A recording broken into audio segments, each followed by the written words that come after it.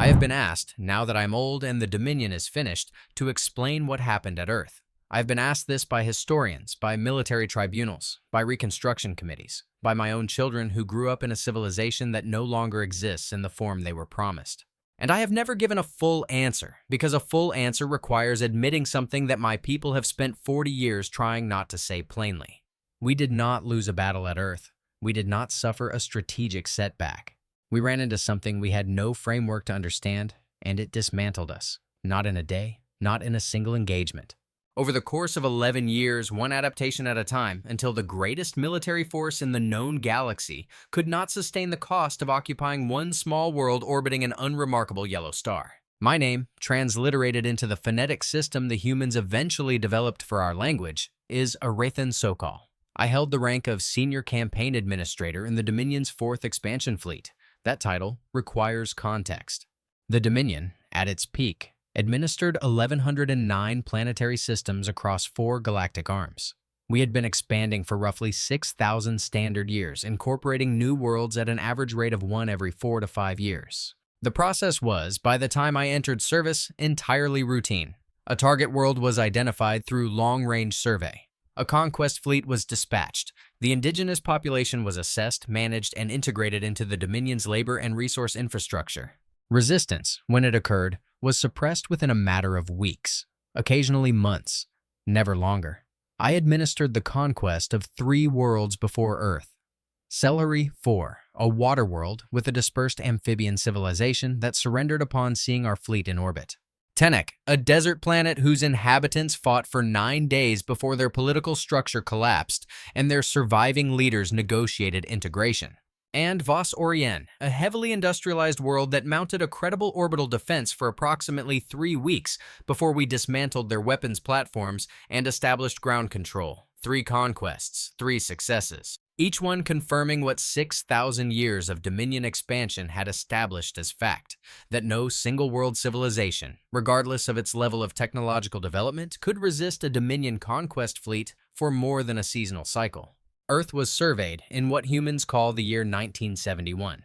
A long-range probe passing through their solar system collected atmospheric, electromagnetic, and biological data over a period of several months. The survey report, which I later read in full during the campaign planning phase, classified Earth as a mid-development world with nuclear capability, rudimentary space access, extensive industrial infrastructure, and a fragmented political structure comprising approximately 140 koi. Sovereign entities in active or latent conflict with one another. The military assessment was straightforward. Earth's weapons were primitive by Dominion standards. Their delivery systems were planet-bound or low-orbital at best. Their fragmented governance meant no unified command structure. And their population, while age, was distributed unevenly across the planet's surface in a pattern that made targeted suppression efficient.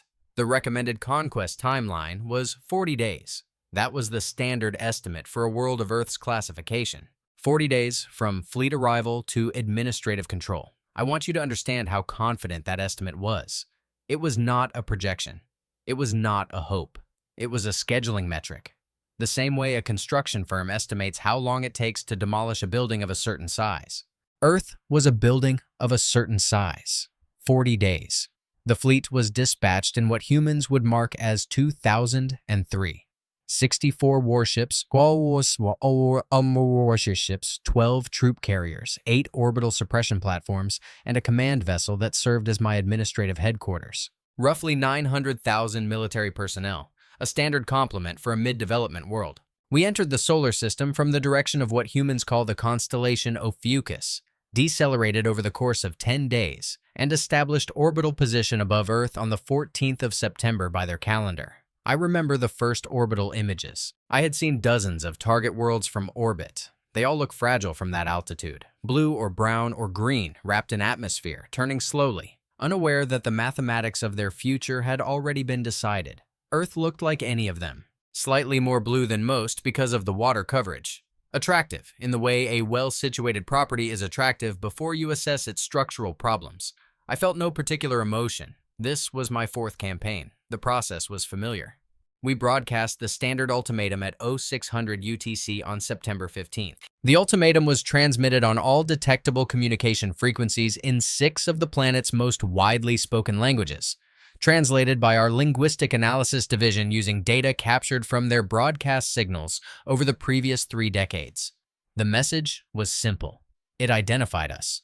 It stated our intent to assume administrative control of the planet. It outlined the terms of integration, which included the cessation of all military activity, the transfer of governmental authority to Dominion-appointed administrators, and the provision of labor and resources according to a quota system that would be detailed following compliance. The message gave Earth's government 72 hours to respond with acceptance. The response came in 14 hours, not 72. It was not acceptance. The United States, Russia, China, the United Kingdom, and France, the 5 nuclear-armed permanent members of something called the UN Security Council, issued a joint statement. The statement was broadcast on the same frequencies we had used. It was 2 sentences long. I had it translated 3 times because I assumed the first translation was in error. The statement read, "The governments of Earth reject the terms described in your transmission. We will resist your occupation by every means available to us." Every means available to us. I remember reading that phrase and feeling, for the first time in my career, something I could not immediately identify. Not concern. The phrase did not concern me. Our fleet could neutralize their entire nuclear arsenal from orbit in approximately 11 minutes. What I felt was closer to confusion. Not at the refusal itself, because initial refusal was common, but at the speed and unanimity of it. These were nations that, according to our survey data, had spent the previous 60 years threatening to annihilate each other. They maintained separate military forces specifically designed to destroy one another. Their political ideologies were mutually hostile. Their economies were competitive. Their histories were saturated with conflict against each other. And within 14 hours of receiving our ultimatum, they had produced a joint statement of unified resistance. My intelligence officer, a woman named Dakari Vell, noted in her assessment that the speed of the human response suggested pre-existing contingency planning. She speculated that Earth's governments had detected our approach and coordinated in advance. This was later confirmed to be partially true. Their space-based sensors had identified our fleet approximately 18 months before arrival, and a covert international working group had been meeting since that detection to prepare a response. But Dakari also noted something else. She said that the humans had likely been preparing for this kind of scenario for much longer than 18 months. She pointed to their cultural output, their literature, their films, their strategic simulations, and observed that humans had been imagining alien invasion for over a century. They had been rehearsing this in their minds, in their fiction, in their war games, in their civilizational imagination, long before we arrived. It was, Dakari said, as though they had been expecting us. Not us specifically, but something like us. The idea of us. I noted her observation and filed it as background context. I should have paid more attention. The conquest of Earth began on September 18, 2003, following the expiration of the ultimatum period. The opening phase was standard. Our orbital suppression platforms targeted military installations, command centers, communication hubs, and strategic infrastructure. The strikes were precise. Within the first 6 hours, we had destroyed or disabled roughly 60% of Earth's major military bases, 90% of their satellite communications network, and the entire land-based nuclear arsenal of 4 of the 5 nuclear powers. The fifth, Russia, had dispersed its mobile launch platforms into a geography so vast and so poorly mapped by our initial surveys that locating every unit took an additional 9 days. During those 9 days, they launched 11 nuclear weapons at our fleet. The warheads detonated at altitudes between 400 and 600 kilometers. None reached our vessels. Our point defense systems intercepted 8 of them. The remaining 3 detonated at sufficient distance that the energy dissipated across our shields without meaningful effect. But the launches themselves mattered for a reason I did not immediately grasp. Every human with access to a telescope, a radio, or a functioning broadcast receiver saw those detonations in orbit. 11 bright flashes against the night sky. 11 attempts to strike back. The military effect was 0. The psychological effect on the human population was enormous. They had shot at us. They had reached out across the vacuum and tried. And even though they had failed, the act of trying became, in ways I would only understand later, the foundation of everything that followed. Ground operations commenced on September 27th. Troop carriers deployed forces to 14 initial landing zones across 6 continents. The standard doctrine was to secure population centers, neutralize organized military resistance, and establish administrative control points from which integration could be managed. On Selhari 4, this process had taken 4 days. On Tenek 9. On Vos Orient 21. On Earth, the ground campaign never achieved its objectives. Not in 40 days, not in 40 months. The first indication that Earth would not conform to the standard timeline came at Landing Zone 4, which was located in what the humans call Afghanistan. Our forces secured the landing perimeter, deployed sensor networks, and began advancing toward the nearest population center. Within 72 hours, they were engaged by human combatants operating in terrain so rugged and so poorly mapped by our orbital surveys that our tactical systems could not reliably distinguish between geological formations and concealed fighting positions. The humans attacked in small groups, using weapons that were individually incapable of penetrating our armor. They used explosives buried in roads. They used projectile weapons fired from distances that should have been ineffective, but which, through sheer volume of fire, occasionally found gaps in our protective equipment where joints met or where sensor arrays were exposed. They attacked at night. They attacked during weather. They attacked, retreated, dispersed into civilian populations, and attacked again from different positions hours later. This was not new. We had encountered guerrilla resistance before. The standard response was to increase the density of ground forces, establish continuous surveillance, and apply escalating pressure until the indigenous resistance structure collapsed. On previous worlds, this process took weeks. The humans in Afghanistan did not collapse. They adapted. Every tactic we employed was met, within days, with a counter-tactic that exploited a limitation of our approach. When we increased aerial surveillance, they moved underground, using a tunnel network that extended for hundreds of kilometers beneath the mountains, and which our orbital sensors could not map because the rock composition interfered with penetrating scans. When we deployed armored ground units to secure road networks, they abandoned the roads and moved through terrain that our vehicles were not designed to traverse. When we established fortified positions around population centers, they did not attack the positions directly.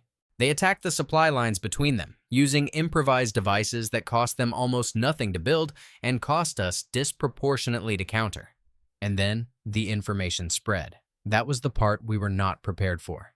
Earth had a global communication network that we had damaged but not destroyed, because complete destruction would have required dismantling the planet's entire electrical infrastructure, which would have eliminated the industrial capacity we were there to capture. The humans used what remained of their network, supplemented by methods we had not anticipated, to share tactical information across continents. What worked against us in Afghanistan was known in Colombia within days. What failed against us in urban Chechnya was analyzed and improved upon in the Philippines within a week.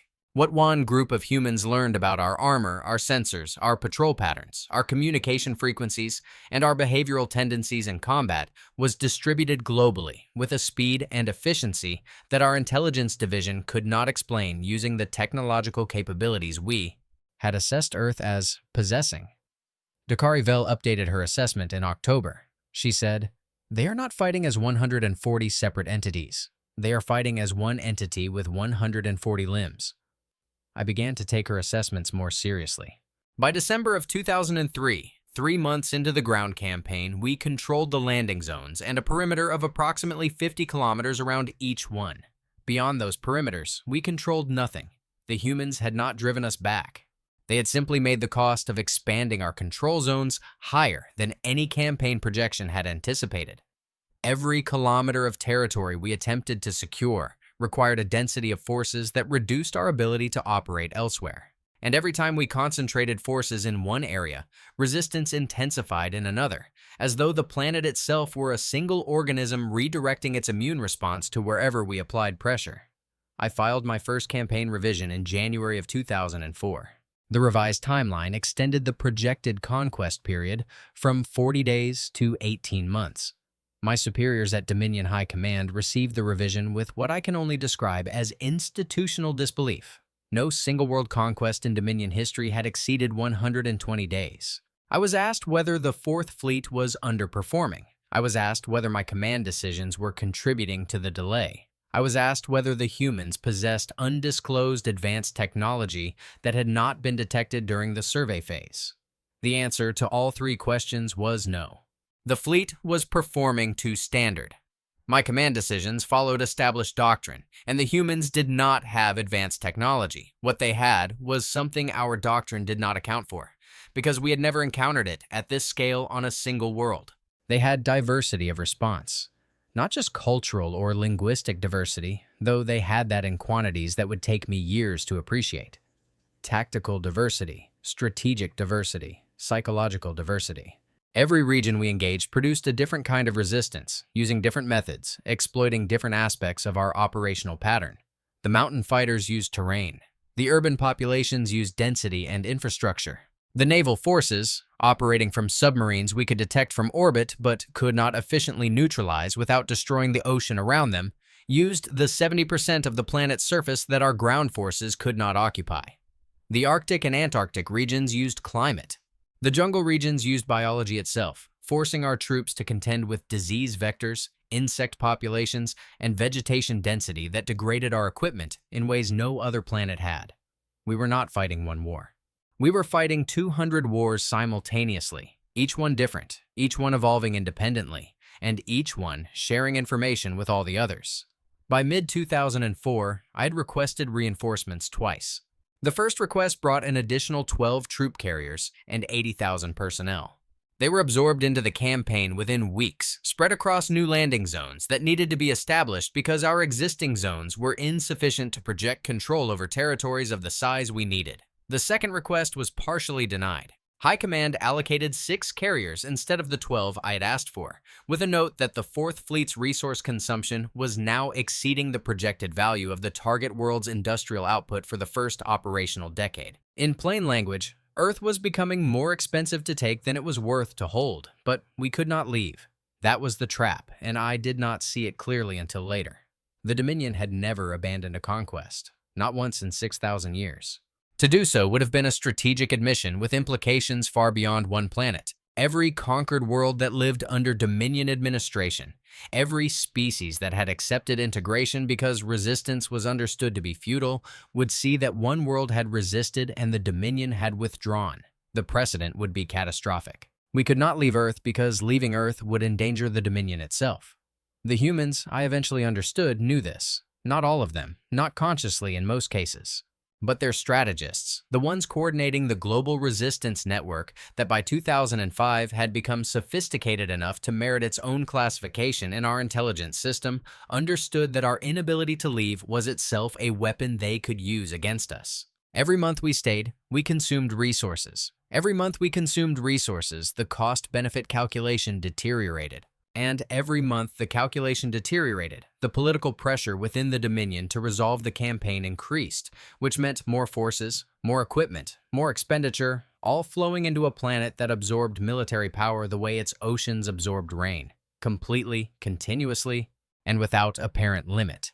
By 2006, 3 years into the campaign, the 4th Fleet's operational footprint on Earth had expanded to 31 landing zones across all inhabited continents. We administered direct control over approximately 12% of the planet's land surface, concentrated around major population centers where we could maintain the density of forces necessary to suppress organized resistance. The remaining 88% of the land surface was contested, meaning we could project force into it temporarily, but could not hold it without committing resources we did not have. And in the territories we did control, a different kind of problem was emerging. The humans were cooperating. I do not mean they were cooperating with us. I mean they were cooperating with each other in ways that undermined our control from within. While appearing, on the surface, to comply with our administrative requirements, they reported to work at the facilities we had established. They followed the schedules we imposed. They provided the labor quotas we demanded. And they did all of this while running a parallel economy, a parallel communication network, and a parallel social structure underneath the one we had built, like a root system growing beneath a paved road, invisible until the pavement cracks. They shared food through networks we could not map. They moved people through routes we could not monitor. They maintained educational systems in basements and attics that taught their children subjects we had banned, including the history of their own resistance movements against each other, which they studied not as cautionary tales, but as technical manuals.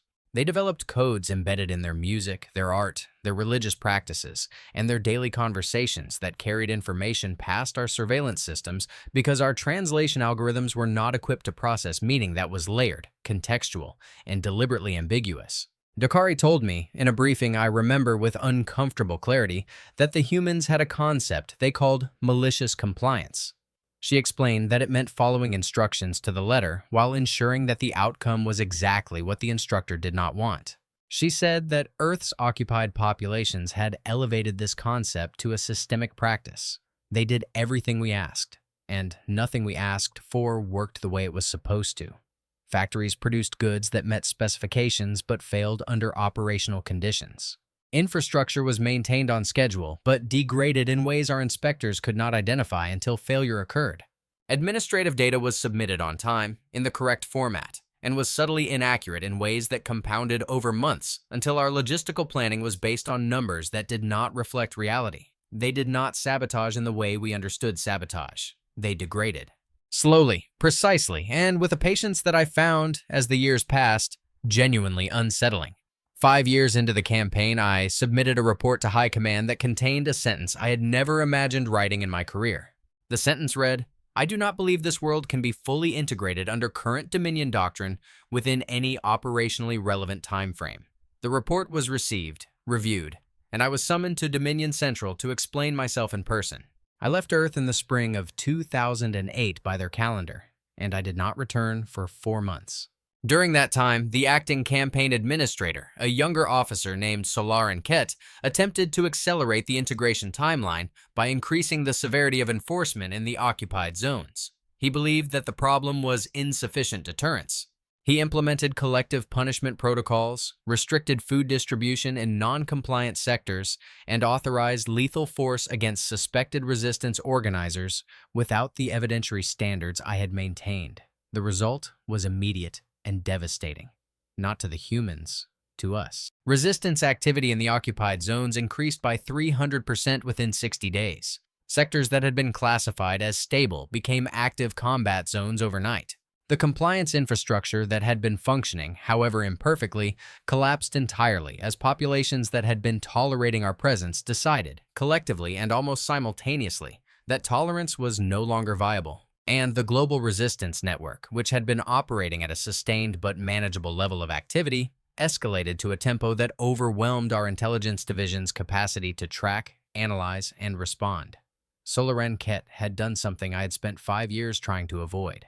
He had given the humans a reason to unify not just tactically, but emotionally. He had given them anger that transcended geography, language, culture, and every other division that had, until that point, kept their resistance fragmented enough for us to manage. When I returned to Earth in September of 2008, the campaign had deteriorated beyond any of my revised projections. I relieved Ket of command, reversed his enforcement protocols, and attempted to restore the administrative framework I had built. It took 14 months. Some of the damage was never repaired. That is where I will end the first portion of this account. Not at a victory or a defeat, but at the point where I understood, with the clarity of a man watching a structural failure in slow motion, that we were not going to conquer Earth. I did not know yet how it would end. I did not know what the humans would eventually do to us, or to the Dominion, or to the 1,000 worlds that had submitted before them. But I knew. Standing in my command center above a planet that should have taken 40 days and had already consumed 5 years and more military resources than the previous 3 conquests combined, that our doctrine was wrong. Not partially wrong, foundationally wrong. It was built on the assumption that all resistance could be overcome with sufficient force, and Earth was proving day by day that sufficient force did not exist. Not because we lacked power, but because power was not the variable that determined the outcome. The variable was the humans. And the humans, as I was learning at a cost measured in years and lives and the slow erosion of certainties I had carried my entire career, did not behave the way the conquered were supposed to behave. They behaved like Earth was theirs. Because it was. The 7th year of the Earth campaign was when the mathematics changed. Not the military mathematics, Those had been unfavorable since year 2 and had only worsened. I mean, the political mathematics within the Dominion itself. For 6,000 years, the expansion model had been self-funding. Every conquered world contributed resources, labor, and industrial output that exceeded the cost of its subjugation within the first operational decade. The surplus funded the next conquest, which funded the next, which funded the next. It was an engine. A perpetual economic engine driven by the principle that new territory always produced more than it consumed. Earth broke that engine. By 2010, the Fourth Fleet's annual operational expenditure on Earth exceeded the combined annual output of the 3 most recently integrated worlds. We were spending more to hold 1 planet than we were earning from 3, and the cost was accelerating because every adaptation the humans developed required a counter-adaptation from us, and our counter-adaptations were expensive while theirs were cheap. They built improvised weapons from industrial waste. We deployed advanced countermeasures manufactured in Dominion core world factories and shipped across interstellar distances. They repurposed our damaged equipment, our discarded materials, our own technology, with a mechanical ingenuity that our technical staff found simultaneously impressive and infuriating. The cost ratio, which on previous conquests had run approximately 12 to 1 in the Dominion's favor, had inverted on Earth to roughly 1 to 9 against us. For every unit of value we spent, the humans spent 1/9 of a unit to neutralize the effect. High Command understood the numbers. They were not fools, but the strategic calculus remained unchanged. Withdrawal was unthinkable. The precedent argument had hardened into doctrine. If the Dominion withdrew from Earth, the message to every integrated world would be that resistance works, that one species held long enough and the Dominion broke. The rebellions that would follow, across 1,100 worlds, with populations that had accepted integration not out of loyalty, but out of the belief that resistance was futile, would make the Earth campaign look like a border skirmish. So we stayed, and the humans kept fighting, and the cost kept climbing. In 2011, Earth's resistance achieved something that forced me to revise my understanding of what humans were capable of. They captured one of our ships. It was a light patrol vessel, a Kasari-class corvette operating at low altitude over what was then contested territory in central South America. The vessel suffered a propulsion malfunction, likely caused by cumulative damage from months of operating in an atmosphere saturated with particulate matter from deliberate fires the humans set to degrade our sensor performance. The corvette descended to an altitude of approximately 200 meters, lost maneuverability, and was brought down by concentrated fire from human anti-aircraft systems that had been positioned, we later determined, weeks in advance along the vessel's predicted patrol route. The humans had tracked our patrol patterns for months. They had identified the routes, the timing, the altitude profiles. They had positioned their weapons and their recovery teams, and they had waited. The corvette was dragged into a jungle canopy within minutes of impact, concealed from aerial search, and dismantled. Not destroyed. Dismantled. By the time our response force located the crash site 11 days later, the vessel had been stripped to its frame.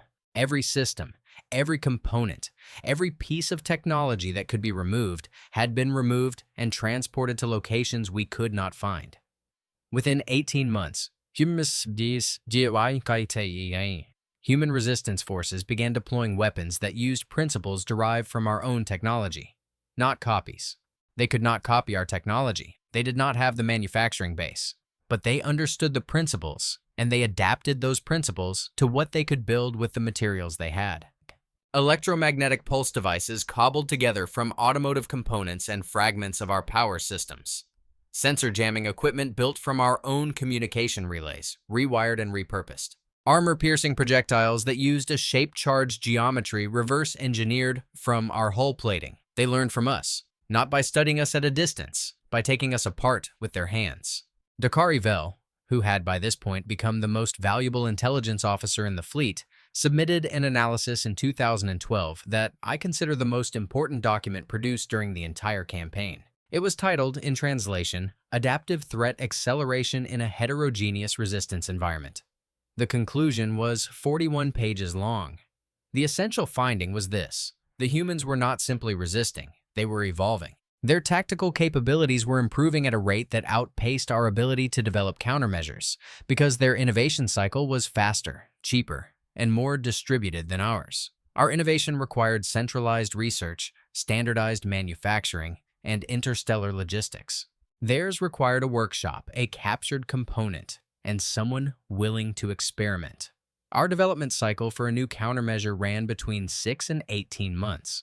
Theirs ran between 3 and 8 weeks. We improved in generations. They improved continuously. And because their resistance was distributed across hundreds of independent groups sharing information through a network we could damage but not destroy, every improvement propagated globally before we could contain it. Dakari's report included a projection. At the current rate of adaptive acceleration, she estimated that human resistance forces would achieve approximate tactical parity with Dominion ground forces within 5 years, and approximate technological parity with our planetary-grade military systems within 15 to 20 years.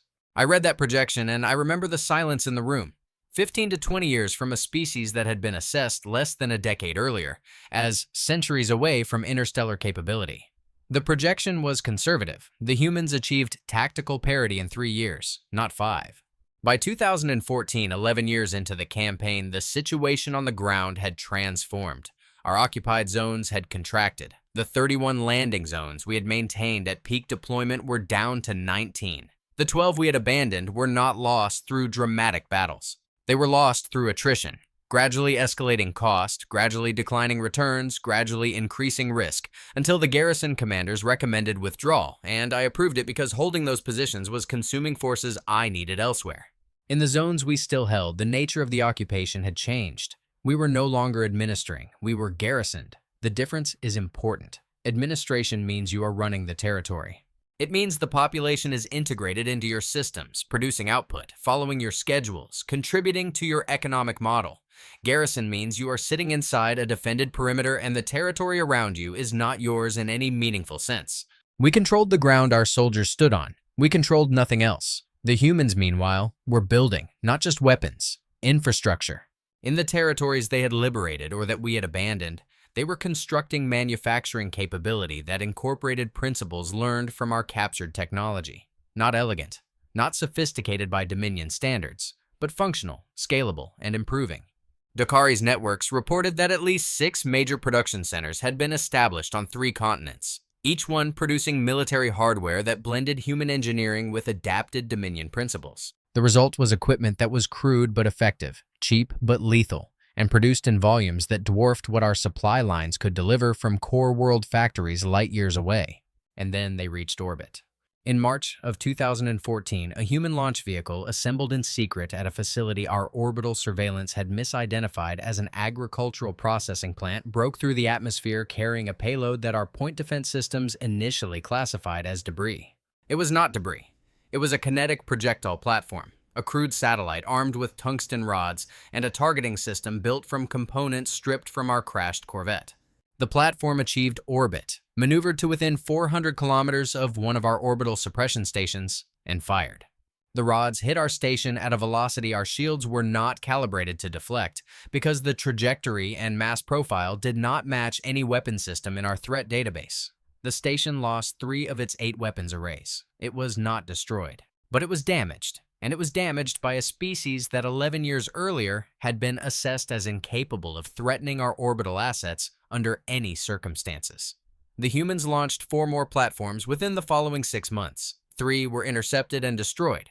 1 reached its target and disabled a troop carrier that was in low orbit for resupply operations. The carrier was evacuated and scuttled. The loss was not militarily decisive, but the symbolic weight was immense. They had reached us in orbit. They had crossed the barrier that was supposed to be absolute, the barrier between a planet-bound species and a spacefaring one, and they had done it in 11 years, under occupation, using captured technology and repurposed agricultural equipment. High Command convened an emergency strategic review in late 2014. I attended by remote link from my command vessel in Earth orbit. The review included the campaign administrators of the last 12 conquests, the Dominion's chief military strategist, and 3 members of the ruling council. The discussion lasted 8 days. I delivered my assessment on the 2nd day. I told them that Earth could not be conquered. I used those exact words. I said that the human species possessed a combination of characteristics that our doctrine was not designed to overcome: decentralized resistance capability, rapid adaptive innovation, extreme environmental and tactical diversity. psychological resilience under prolonged occupation, and an emerging ability to reverse engineer and improve upon captured Dominion technology. I said that the cost of maintaining the occupation was unsustainable and increasing. I said that the human capacity for technological adaptation meant that the military balance would continue to shift against us.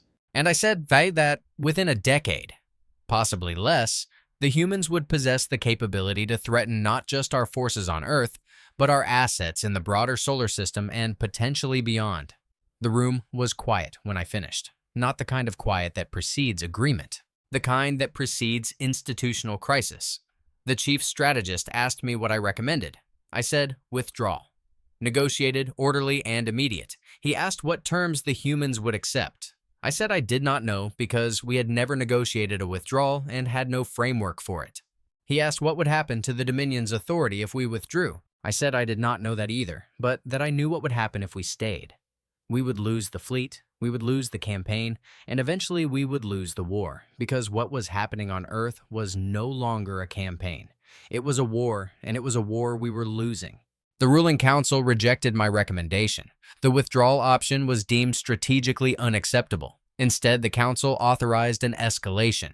Additional forces were redirected from 2 other active campaigns. The total military commitment to Earth was increased to 1.4 million personnel and 112 warships. The operational directive was to achieve decisive suppression within 24 months. I implemented the directive because I was a soldier and those were my orders.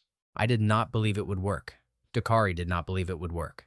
Most of my senior staff did not believe it would work. But we executed the plan because that was what the Dominion did. The Dominion executed plans.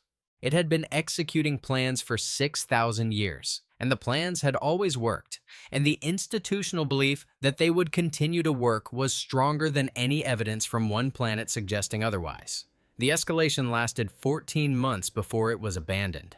Not because the Council changed its mind, because the humans did something that made continuation impossible. On June 9, 2016, a coordinated human operation, launched simultaneously from 7 locations on 4 continents, destroyed 11 Dominion warships in low Earth orbit. The weapons used were orbital launch kinetic platforms of a design significantly more advanced than the first crewed satellites they had deployed 2 years earlier. The targeting was precise. The coordination was flawless. 11 ships destroyed in a window of 40 minutes. It was the single largest loss of Dominion naval assets in a single engagement in over 2,000 years. But that was not what made continuation impossible. On June 10th, the day after the orbital strike, the Human Global Resistance Network broadcast a message, not to us, to the galaxy. They had, through analysis of our communication systems, determined the frequencies and protocols used by the Dominion's interstellar relay network. They had built a transmitter powerful enough to reach the nearest relay node, approximately 2 light-years from Earth. And they had composed a message, translated into Dominion Standard Language, with a fluency that indicated they had been studying our linguistics for years, and broadcast it on an open channel that any species with access to the relay network could receive. The message was addressed to every world under Dominion administration. It was concise. It described the Earth campaign. It provided data, duration, Dominion losses, cost estimates, territorial outcomes. It stated that Earth had resisted Dominion conquest for 13 years and was continuing to resist. It stated that the Dominion could be fought, that the Dominion could be hurt, that the Dominion was not invincible. And it ended with a single sentence that I will not translate into euphemism. The sentence read, "If one world can do this, imagine what 1,000 worlds could do together." That message reached the relay network. From there, it propagated. The Dominion's censorship apparatus attempted to suppress it. They succeeded on some worlds. On many, they did not. And on 11 worlds, within the first year of the broadcast, organized resistance movements emerged for the first time since those worlds had been integrated into the Dominion. The Dominion withdrew from Earth on February 4th, 2017. The withdrawal was not negotiated. It was not orderly. It was a strategic retreat conducted under the fiction of a redeployment to address multi-theater security requirements. The fiction was necessary because the Dominion still could not say the word withdrawal, but the humans knew what it was. The galaxy knew what it was. I commanded the last ship to leave Earth orbit. I stood on the observation deck of my command vessel and watched the planet recede. Blue, white, Green, where the land was visible through the cloud cover. The same planet I had looked at 14 years earlier and assessed as a 40-day operation. And I understood in that moment the full scope of my error. Not the tactical error or the strategic error. The categorical error were. We had looked at Earth and seen a world, a target, a resource base, a 40-day scheduling problem. We had not seen the humans. We had seen their technology, which was primitive, their infrastructure, which was fragile, their political structure, which was fragmented, their military capability, which was negligible. And we had concluded, as our doctrine said we should, that the sum of these assessments described the species. It did not. The sum described the tools. The species was something else entirely. The humans were not the most technologically advanced civilization we had conquered. They were not the most physically powerful. They were not the most numerous. They were not the most strategically sophisticated, at least not at the start. What they were, and what our models had no metric for, was the most adaptable, the most relentless, the most psychologically stubborn, the most creatively hostile under pressure, the most capable of transforming loss into learning and learning into capability at a speed that defied every developmental model the Dominion had constructed over 6 millennia. We had conquered 1,000 worlds. Each one had taught us something about how civilizations resist and how resistance fails. Earth taught us something different. It taught us how resistance wins, not through superior force, not through advanced technology, not through strategic brilliance, though the humans had that too. Through sheer, grinding, unreasonable refusal to accept the situation they had been placed in, combined with an adaptive capacity that turned every setback into a data point and every data point into a weapon. The Dominion did not survive the withdrawal from Earth, not immediately. The collapse took 23 years, but the withdrawal was the fracture point. 11 resistance movements in the first year. 41 within 5 years. By the time I retired from military service, the Dominion's administrative control extended to fewer than 400 worlds, and the number was declining. The expansion engine that had run for 6,000 years had reversed. The Empire was contracting, and at the center of the contraction was a single fact that could not be contained, censored, or reframed.